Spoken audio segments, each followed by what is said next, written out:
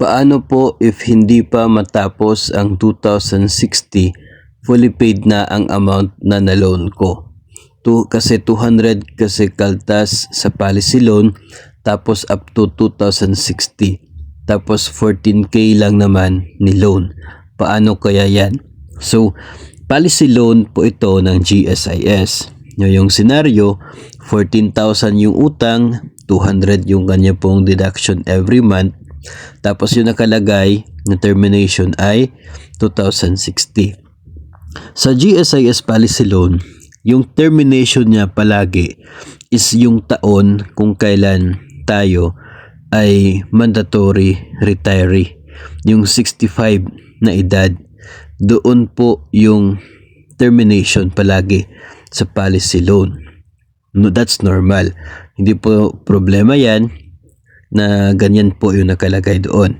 Kasi that's the time na we are obliged, mandatory, na mag-separate na from the service, and that's the time na makukuha yung value ng policy at doon ibabawas yung remaining balance ng policy loan.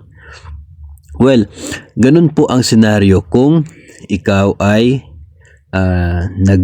nag-retire, inabutan ka ng retirement, mandatory retirement, at meron ka pang utang sa policy loan.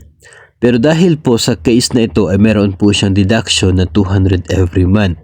Tingnan po natin, yung interest po ng policy loan is nasa 8% per annum. No? So dapat yung magiging interest niya in a month ay dapat below 200 para paunti-unti ay liliit yung value ng kanyang utang. Then slowly hanggang sa matatapos yung pagbabayad sa policy loan. Ngayon, kapag natapos na yung policy loan at hindi pa umabot ng 2060, ano ang mangyayari? Pwede nyo pong ipapadelete na yung deduction sa inyo pong sahod for your policy loan. Nakikita naman po yung balance niyan sa GSIS Touch. No, kapag zero na, wala ng utang, pwede nyo po ipa-delete yan to make it sure.